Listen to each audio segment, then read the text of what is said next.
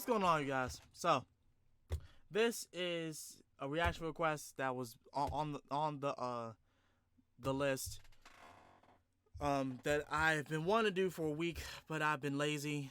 Yes, I'm gonna tell you the truth. I have been lazy as a dingy wingy at this moment. But yes, we're gonna be doing Kamen Rider the next review by Decker Shadow. Now this came out 2014. So this is an old one. So just bear with me, if you please. All right, here we go. こんにちは、インターネット。私はデカシャドウ、最高の髪を持つ性格です。You're not Japanese, Decker. うるさい。Decker Shadow no baka! Is there some particular reason why you're speaking in Japanese and using a poor Japanese accent? I'm not using an accent. I just thought that this would help our viewers better understand what we're covering today. Showing them tends to work better, Decker. At any rate, we're here today to showcase Kamen Rider. We did that already. Several months ago. True, but this month, we're going to cover the sequel to Kamen Rider the First, Kamen Rider the Next. They were really pushing to come up with creative subtitles for these films. Released almost 2 years after the first movie, Kamen Rider the Next served as a follow-up, continuing the trend of retelling the original Tokusatsu series story. A follow-up. Brilliant. So, what did happen to that female prize that Hongo fought so long and hard for? No idea. She vanished after the first film. Vanished? Just... what? She never shows up. She isn't referenced. It's as though she never existed. She... you mean nothing? Instead of continuing with the plotline that consumed so much of the first film's time, the next explores Hongo's homoerotically charged relationship with fellow writer Ichimonji, as well as newcomer Kazami, also known as Kamen Rider V3. In other words, boys over and or under other boys. Wow, I'm surprised that no yaoi mangaka has used that as a title yet. Well, that's great. I'm done! Do you think we should have mentioned that there are topless Japanese women in this movie? So, let's take a look at Kamen Rider the Next and see 10 ditties. Works every time. Wow. The film opens to a kitchen.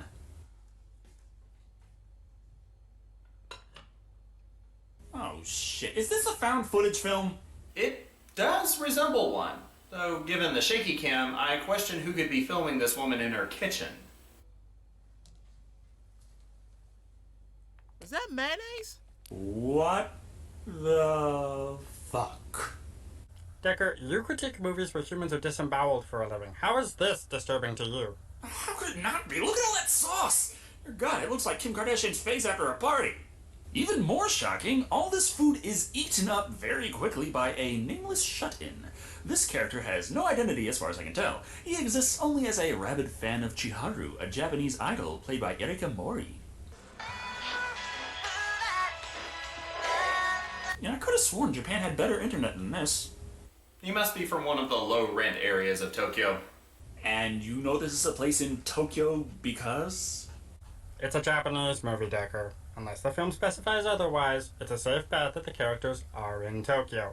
The glitching somehow causes this obsessed fan to have a bleeding seizure of sorts. Hearing the commotion upstairs, the woman, whom I assume is his mother, we'll call her the Sauce Woman for short, goes upstairs to check on him. Now, see, the thing about this is I never watched this movie, so if you guys see me reacting to this, as I should, it's because I've never watched this at all. I've never watched this thing at all. So, that was surprising.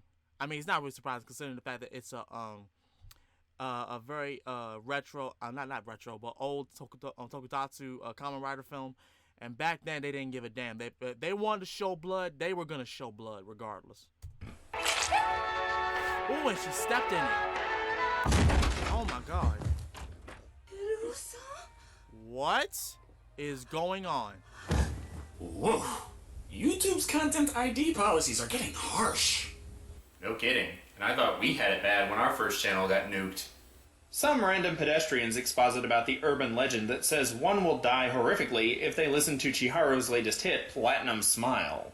You'd think they would have noticed that after the first million or so Japanese teenagers died. It's an urban legend, Decker. Japan loves these things. Sort of like vending machines. No matter where you go, they will always be there. We cut to Takashi Hongo, again played by Masaka Kikuwada, who since the last movie evidently got demoted to being a high school teacher. Wow. Possibly due to his crackpot theories about how water crystals make you happy, objectively.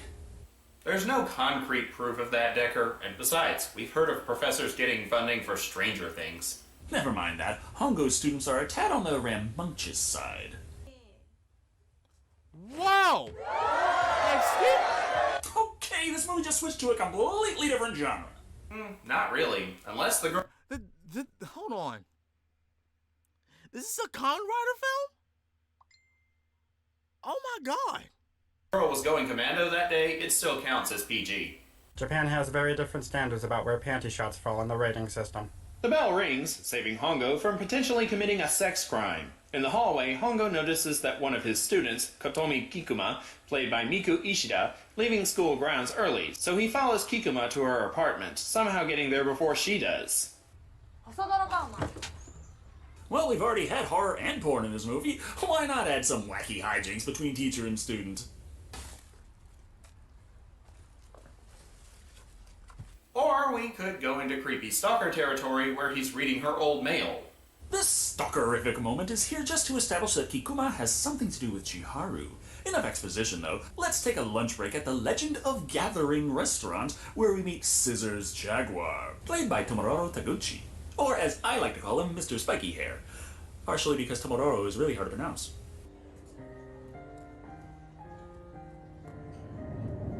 So, the Legend of Gathering Restaurant is Japan's front for Platform 9 3/4? That, or it's the same painting that the witches from Charmed got trapped in. This brings us to the secret lair. With titties! Oh, yeah! What in the world? Oh, no! So it's not Japan's secret entrance to Hogwarts, it's an underground brothel. Aside from Shocker learning about the euphemism in their name and embracing it wholeheartedly, Hongo has mystical plot-sensing powers now. This allows him to be on location when the latest Platinum Smile death has occurred. Kikuma is also there because... plot. Just plot? That's how things work in this movie. When something coincidental happens, it's just plot. Instead of calling the cops, Hongo takes an unconscious Kikuma back to his place to lay upon the bed. And that's not disturbing at all. No, Decker, you got it all wrong. That's Kikuma's apartment. The whole place is full of her stuff. Oh, okay, so he just broke into her home. It's even worse. In between reading Hongo the Riot Act for giving a damn about her, Kikuma reveals that she and Chiharu used to be friends, but had a falling out for some inexplicable reason. Abruptly, Kikuma decides to find out what's wrong with Chiharu and doesn't want Hongo following her. He's going to be integral to figuring out this whole thing, isn't he? Pretty much, yes. Wow, Decker's getting better at this. Pretty soon he'll be able to figure out the plot behind an episode of Murder, She Wrote. Forget about the plot, though. It's naked time.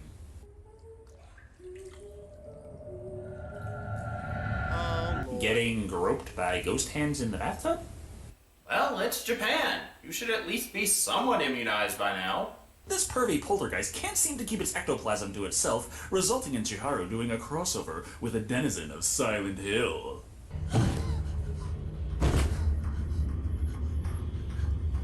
Oh, sure, that might be absolutely horrifying, but I'm sure you can do better than that, Chiharu. It's not exactly what I meant, but effective. Platinum Smile has seen better days. Though the fall should have killed her outright, Chiharu is somehow alive long enough to inform Kikuma and Hongo that she's actually not Chiharu. So we're stepping into Invasion of the Body Snatchers territory now. What in the hell? And there is a hologram over her face because... plot? Finally remembering that this is in fact a Kamen Rider movie, Shocker's team of Hopper Riders show up, led by... a fucking dominatrix! With motherfucking chainsaw hands! This might be an even weirder porno than the 1960s Ultraman show. And we haven't even had our first sex scene yet. I'm all for build-up, but this is stringing things along a little too much. if you like that sort of thing.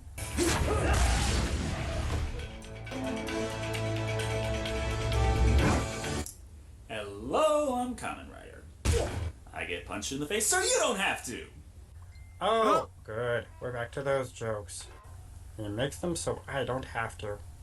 Kamen Rider appears to have forgotten how to fight during his 2-year hiatus, so he goes with Plan B, hopping onto his bike and riding the hell out of there. Oh, wow. Kikuma's trauma isn't over yet, though. The next day at school, she has to deal with...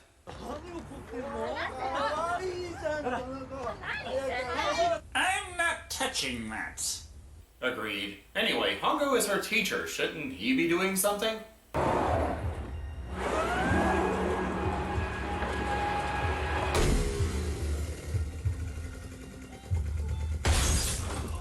Seems a tad excessive, but still, it gets the job done. Isn't he supposed to have a secret identity? Aren't these things supposed to be secret? Not one to let a little thing like untimely death spoil his cash cow. The record company president recruits a new young woman to transform into Chiharu. And that doesn't really make any sense. No kidding. Record sales of a deceased performer tend to skyrocket. Odds are they make more money from her death, not less.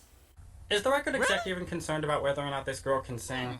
Or is this going to be a Milli Vanilli kind of deal? Back at the school, Hongo's secret identity hasn't been exposed, but he is enjoying better success as a teacher thanks to all of the students being terrified of him. Nevertheless, he still finds time to watch after Kikuma while she searches for clues about what happened to Chiharu. By visiting the set of Devilman. Oh good. Devilman. There's a memory I'm in a hurry to relive. Hasn't this movie been crazy enough? Do they really need to go and break the moon? In this universe, this is the home of Chiharu's brother, Shiro Kazami, played by Kazuki Kato. He doesn't seem all that impressed by our heroes breaking and entering while he's decanting wine, but that's probably because he knows that we're heading right for another hardcore tokusatsu action scene. Why are you touching yourself, lady?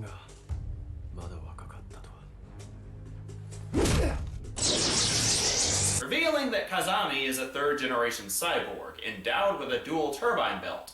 I think turbine belt is kind of pushing it for me. Those are looking more and more like graphics cards every time I see them. Which is hilarious, considering how later Kamen Rider shows would use a battle card system to fight with. This gives us our obligatory motorcycle action scene, enhanced with shuriken laser explosions. After we see the fighters can somehow make contact from even farther away, Hongo is taken down. His pounding at Kazami's hands will have to wait, though, as Ichimonji shows off his own plot-sensing powers, saving his ex-lover. They're not lovers, creepy. Spent the whole running time of the last movie fighting over a girl. That was just an excuse. Clearly, they wanted to spend more time together. Otherwise, why would the girl have disappeared?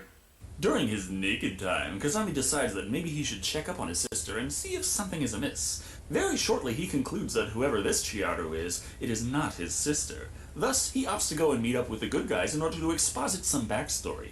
Evidently, the Shockers infiltrated their office building, sending nanomachines into the air, infecting everyone.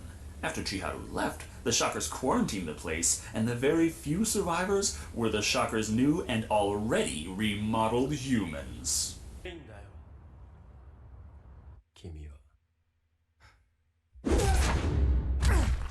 Right, and the reason he exposited this mountain of information when all he actually wanted to do was kill him is... what? He's a bad guy.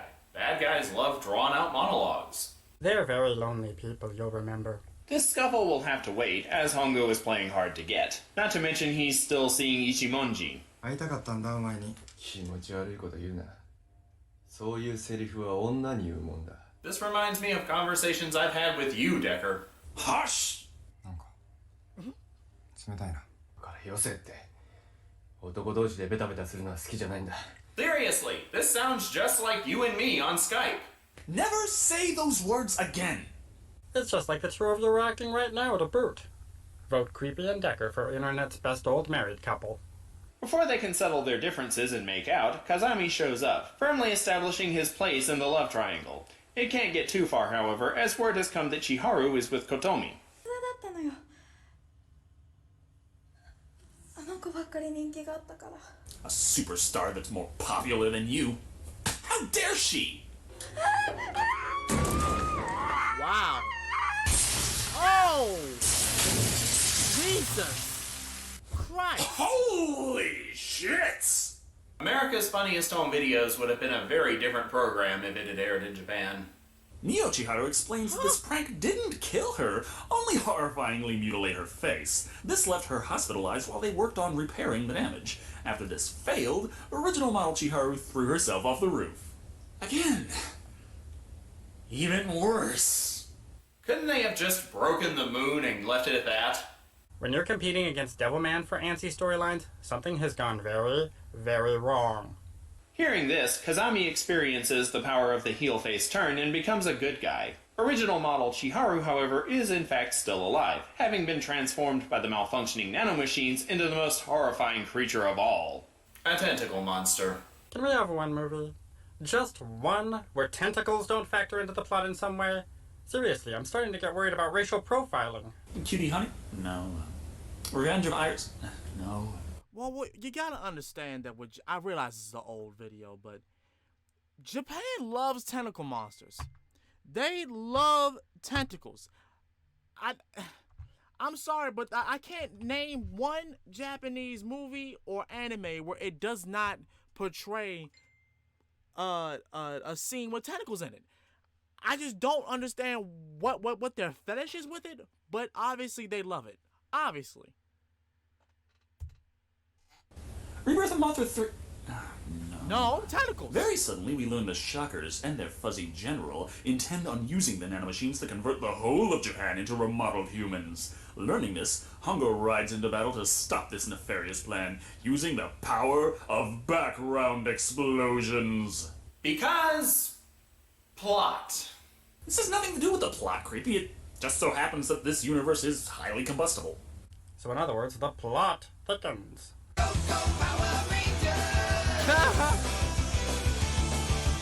You're taking this surprisingly well this time around, Decker. I don't want anyone coming at me with any other songs, so fuck it. Unfortunately, the movie begins flip-flopping back and forth between high-octane action and dramatic tension. The juggling act between the two plot threads of evil tentacle Chiharu and Kamen Rider fight scenes don't go very well, ruining the excitement and tension of each respective scene by cutting back and forth. Yeah, I'm glad they had stopped doing that. Yeah, because that just does not work. I'm getting disoriented just by watching this. It's like we're seeing two different films at once. Are you thinking what I'm thinking? What? We should have been watching two different movies instead. Yes. And there's punching, and kicking, and fighting, and motherfucking chainsaw hands! Eventually, this does lead somewhere, that somewhere being fire, where Kazami must face off against the tentacle monster Chiharu.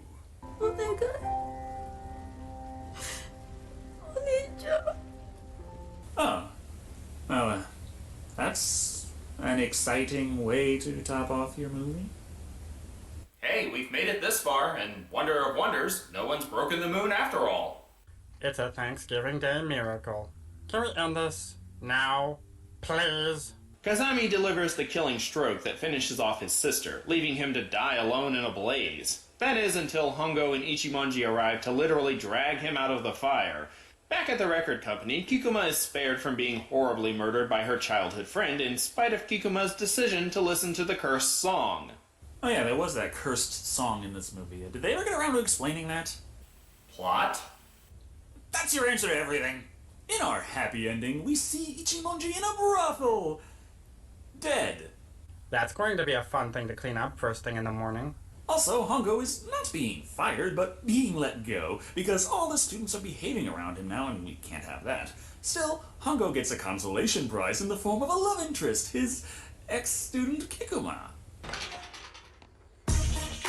Hello? Decker? Oh, excuse me. Well, that was Kamen Rider the Next. And it I'm was glad I missed it. better than the first. A little. That's weird. Ways the sequel clearly stand up above its predecessor would be in plot structure and pacing, clearly. That's not a hard thing to accomplish, considering how much I lamented the drama-fueled storyline in Kamen Rider the First, but that's not to say the story in the next was put together masterfully. The story and pacing are better, but the plot of the films itself still manages to feel mangled thanks to the two distinctly different feels of each major plot thread. The Chiharu storyline is actually well done and suspenseful, but feels out of place next to the action scenes. This is most obvious during the film's climax. The storyline following Hongo doesn't have a lot of meat to it. The fight scenes end up being the most impressive aspect. While I enjoyed the fight scenes in this movie, I feel they actually were a little less impressive than the first Kamen Rider. Yes, even with those motherfucking chainsaw hands, I couldn't help but notice that the kicks and such seemed much farther away this time around, taking me out of the excitement. Not to mention switching to a slow-paced thriller in the middle of action scenes doing just that as well. The characters in the next feel more human and are far more likable than they were in the first. That's a big plus in this film's favor, but it doesn't completely salvage the film from its flaws. Kamen Rider the Next is a fun film to watch, especially if you are a fan of the darker seasons of the franchise that came along later. Nevertheless, the jarring aspects of it bring it down, clocking in at 2.5 French fried pop idols out of 5. At the end of the day, Kamen Rider the Next is a good follow-up to the first, and an entertaining movie to watch, but the problems with switching between two vastly different plot threads leave it unable to build up too much excitement or tension, depending on what it feels like at the time, coming in at 2 motherfucking chainsaw hands out of 5. Thank you all for watching. I've been Decker Shadow, and remember... Decker. Here. Decker, you're on. Oh, well, actually, you interrupted me so many times on my send-off line that I didn't bother writing one. Seemed like a waste of time. Well, that's just wonderful. How are we supposed to wrap this review up? Impromptu makeout session? No. Dance party? No. Wait, I got it. Motherfucking chainsaw hands! I should have interrupted him. Wow.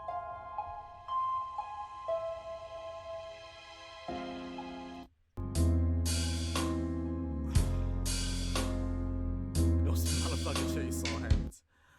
Oh wow. Yeah.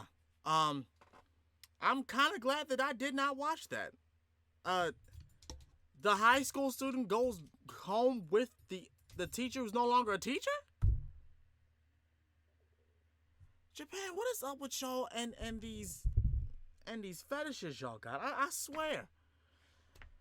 Post your comments down below what you thought about this. Let me know if you guys want me to react to the first, apparently their first review, Kamen Rider the first, because this one's is the next, and so they apparently did one called the first. So yeah, let me know down below. As such, it's been Master Sakurai. I'll see y'all again next time, and y'all have a good week. Peace.